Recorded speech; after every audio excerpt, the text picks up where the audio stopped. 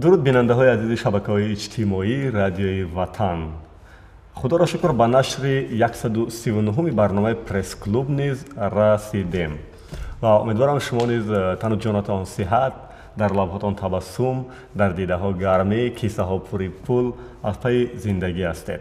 مهمان نوبتی ما روزنامه‌نگار، نفری که در سمت رادیو نیز کار و فعالیت کرد، در گازیته های گوناگون کشور سالهای دراز کار کرده است. به مثال چرخی گردون هم یکی از جایهای کاری او بود و امروز در هفته‌نامه آموزگار کار و فعالیت میکند. روزنامه‌نگاری تجربه دار، صاحب مکتب و شاگردان زیادی به پای رسانیدند. حاتمی حامید، خوش آمدند به برنامه. شما شکل فشرده برنامه ما را میبینید در پیشنهاد ویدیویی. اولتر از همه من از حاتمی حامید این پرسیدم که از نخستین صحبت به شما احساس میکنم که شوخ طبیعت هستید. این خصلت به کار ژورنالیستیک کمک میرساند یا شاید خلل وارد میکند؟ چون این جواب گفتن چی میبینید؟ شاید به نظر شما هم خیلی باشد که من خیلی خوش طبیعت هستم، لیکن شوخ طبیعت هستم. بله. لیکن من اصلا آدم جدی هم هستم در اکثر حالت ها. گپ سر این است که انسان باید وقتی که در معاشرت می شود، خصوصا شخصی که با قلم با سخن سر و کار دارد، وای باید همین خصلت ها را داشته باشد. این سوالتون بیجا نیست، یعنی این در کار ما حتما کمک می رساند. من به خاطر میارم وقتی که با استاد ظفرنازی و میخوردم و میخواستم درباره فعالیت ایجادیشان چیزی بنویسم، با چند سخن شوخی آمیز استاد راضی شدن که ما با همراهشون صحبت کنیم. دیدید الکی در لحظه‌ای میشود که به ما کمک میکنند. یک مسئله دیگری که من از حاتمی حامید مهمان امروز پرسیدم، متاسفانه ما در تجربه میبینیم که پسران بسیاری از منصبداران ما به کارهای ناشایسته و حتی عملهای جنایتی دست میزنند. به فکر شما این مشکل در فرزندان است یا که در والدین؟ چی جواب گفتند؟ تماشا میکنیم. فکر میکنم ما بسیار خب قانون جمهوری تاجیکستان درباره مسئولیت پدر و مادر در تعلیم و تربیت فرزند هست. بله، چند سال پیش قبول کردیم. این سال این قانون 10 ساله میشود. یعنی من فکر میکنم که این به خودی فرزند وابسته است. حالا میگیم که مثلا پدر و مادران شاید در این مسئله خب عیب خودشون است، فرزندا رو ارکه میکنن. مثلا مردم بسیار بخوام خیلی میگن یعنی پولی کلان دارن، ماشین دارن، خانه ها دارن، چند جا فرزندا از این نه، من خیلی فکر نمیکنم. یعنی به زمانه چون نکو بینگری همه پند است. فرزند سالم، فرزند صالح و میتواند به اطراف نگاه کند. اما ادب از کیا مختی؟ از لقمان حکیم پرسیدن که ادب از کیا مختی؟ گفت از بیادبانه. چگونه میشود که از بیادب ما تعلیم بگیریم؟ یعنی اون کاری که کردن ما باید تکرار نکنیم. این به همون ذهنیت خود فرزند از وابسته به هم جامعه، به اطرافیان باید خلاصه برآورد. همه ما از دوره دانشجویی خاطره و قصه و روایت و چیزای بسیار جالب داریم و من از مهمان امروز پرسیدم که از دانشجوییتون قصه‌ای که در خاطرتون تا حال نقش بسته است و هر وقتی که یاد کنید خنده در لباتون پیدا میشد، میتونید گفته؟ حاتمی حامید نقل کردن.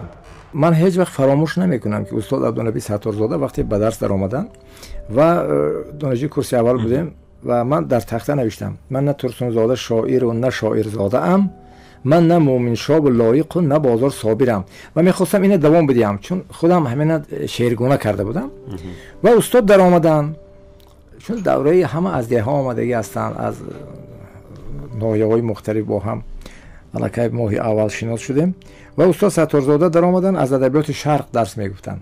کتابایشان را ماندن، به تخته نگاه کردن و گفتن که این را کی نوشت؟ همه مثل پارتیزان دستا بالای میز، کسی نگفت که فلانی نوشت یا منم نگفتن که من نوشتم. بعد استاد بزرگی استاد در اینجا است که همین بیت خواندن، گفتن که من نه ترسونزاده شاعر و نه شاعر زاده ام، من نه مومن شاه و لایق و نه بازار صابرم. استاد اینا خواندن اینا. بعد گفتن که هر کسی که اینجا نوشته است از بین شما نوشته است. و میدونید و منی خودش را دارد و میگوید که من ترسونزاده نیستم، من بازار صابر نیستم، من لایق نیستم، من خودم هستم. شما ببینید استاد همین تحلیل کردن برای ما که فکلته سخنشناسی. بعد گفتن که همین آدم اگر مشق کند میتواند شاعر شود اما متشاعر شود. یعنی شاعری که گفته‌های دیگران تکرار کرده است اما غیرت کرده است، کوشش کرده است که گپ خودش گوید و استاد درس شروع کردن. همین یک لحظه هایی بود که برای من بسیار فوران بود. بعد از 10-15 سال چون با استاد واخوردن، بعد گفتن که استاد همین مال من بود. بعد گفتن که چرا شعر دوام ندادی؟ من گفتم وقتی که بزرگا شعر میگن، وقتی کلاسیکا میگن، دیگر خیال میکنم حاضر شعر گفتن است. حاتم امید سالهای زیاد آموزگاری نیز کردن و حالی در هفته‌نامه آموزگار نیز کار و فعالیت دارند. و من از ایشان پرسیدم که به نظر شما سبب یک دوره فلج شدن سیستم معارف فقط جنگ شهروندی بود یا چیزی دیگر هم هست؟ به نظر شما چی است؟ حالا من نمیدونم به کدام خاطر شما فلج گفتید. یک دوره بود که بسیار مردم در کنار ماندند. این وابسته است به مسائل اقتصادی. شما تصور کنید که اگر خواننده دفتر کتاب قلم نداشته باشد چگونه میخواند؟ یک مسئله. دوم، آموزگارانی که مثلا زندگیشون خوب نمیگذرد و مثلا زن و فرزند و کودک دارد، این مسئله ها بودن. و البته یک دوره گذریش بود. جنگ به قول مردمی دهات کثافتی دارد.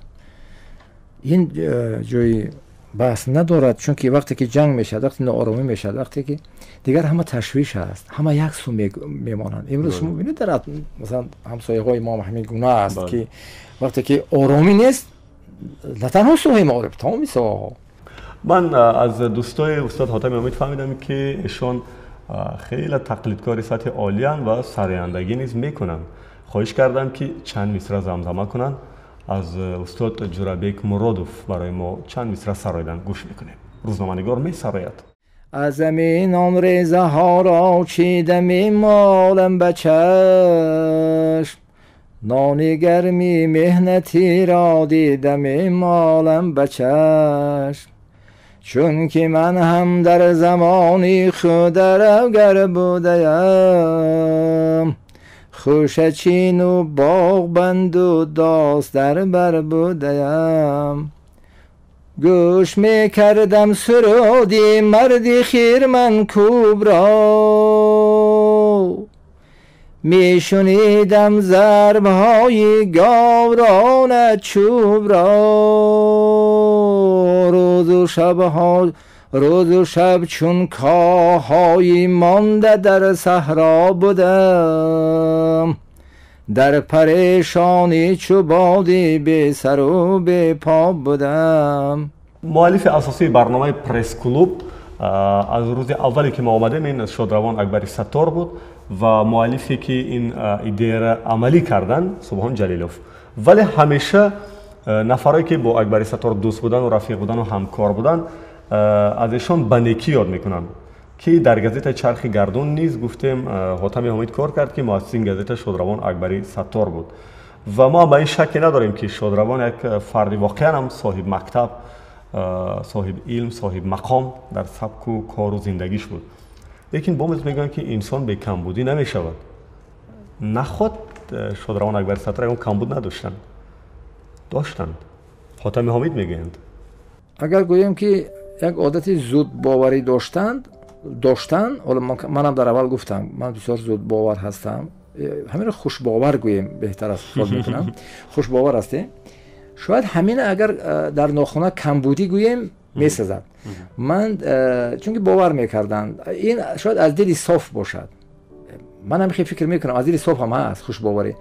وقتی که میبینید که به شما چند نفر خیانت میکنند و میگید که نخود من همین خیلی فکر کرده باشم، نخود همین فکر من نادرست باشد، همین آدم خوب بود، چرا با من خلاف میکند، چرا این کار را کرد مثلا.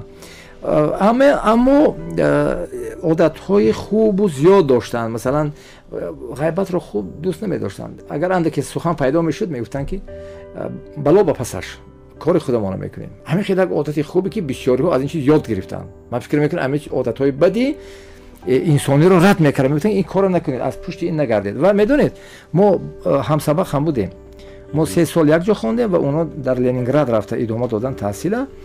در همون 3 سالی کاری هم حالا بعضی رسمامون هم هست، بله حالت‌هایی هست. همون وقت هم خودشون از کسی بالا نمیگرفتن و وقتی که آمدن در برابر اون که 19 وظیفه جمعیتی داشتن، در برابر اون که رئیس ژورنالیست‌ها بودند و بعد این 7 نشریه در راهبری میکردن، حالا من بعضن حیران میشم که یک نفر چگونه میتوانست این همه رو راهبری کنه. ما از همه منطقه‌های جمهوری از غیر ملی بود ما کارمندا داشتیم هممون سرجم بودیم یک جا کار میکردیم گپی زیادتی یک کس غیبت کردن با کسی کاردار شدن فقط همین کار همین آدم خودش پیش میبرد و خاراکتر همه ما رو آموخته بود. یک دوره بود در فضای ژورنالیستیک تاجیک اول سالهای 2000 یا سالهای 90 هر کی میخواست و امکان داشت یک روزنامه تشکیل میکرد و بعد یک دو سال و زیاد 5 سال از چاپ میموند. این وضعیت رو خاتمی حامد که در اون دوره کار و فعالیت کرد چگونه بهاگذاری میکند؟ هوس بود یا بازار واقعا تقاضا میکرد و حالا دیگر بازار خودش گازیته‌های نالازم رو از چاپ ماند؟ چی بود؟ ها بودن بسیاری ها این کار کردن و کامیاب نشدند. اول اینکه کسبیت نمیرسید و شاید اونهایی که میخواستن همین کار بکنن از روی هوای هوس هم بود و از روی میخواستن که پولی بیشتر به دست بیارن. اما برای پول به دست آوردن خواننده پیدا کردن در کار. یعنی ما توانیم که دل خواننده رو به دست بیاریم. خواننده چی میخواهد؟ ما همون چیز توانستن من در کار بود، یافتن من در کار بود. همون مواد باید ما تهیه کنیم. یعنی درد دل خواننده جامعه را آموختن در کار بود.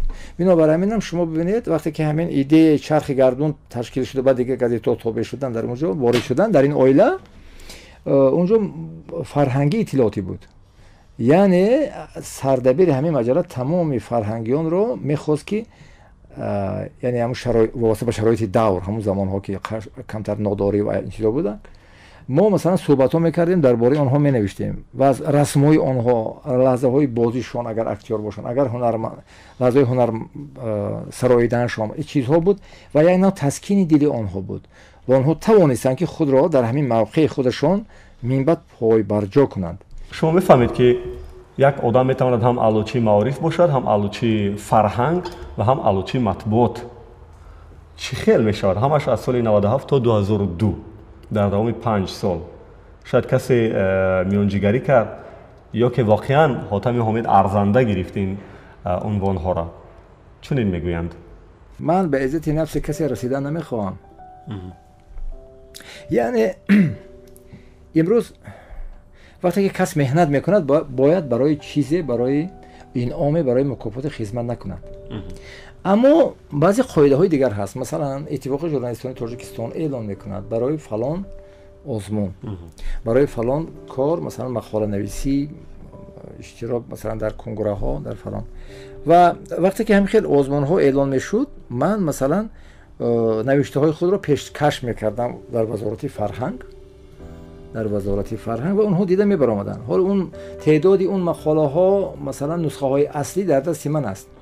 یعنی همون زمان وقتی که مقاله را پیشنهاد میکردید نوشته خودشون را از روی انصاف دیده میبرآمدن و به همین چیز لایق میدانستند.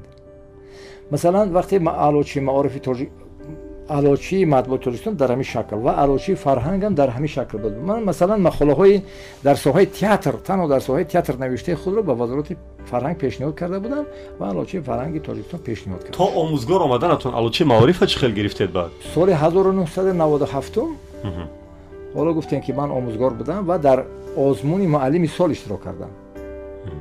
معلم سال جمهوری سال 1997 اشتراک کردم. جای سیوم نصیب من شد با پیشنهاد مقاله های متدی.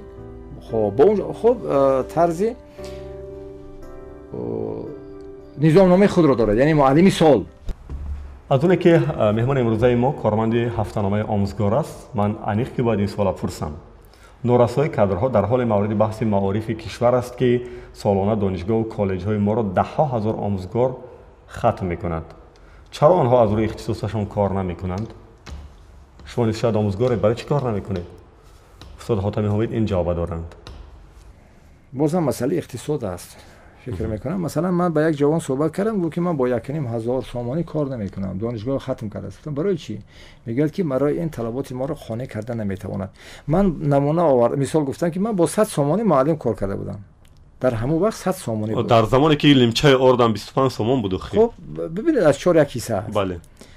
اما همین تقریبا اگر مقایسه کنیم همون حالت است. ولی جوانای ما همین گونن. امروز هوای هوس دارن پولی بسیار داشتن میخوان اما نمیخواهند شاید که کار کنند در همین.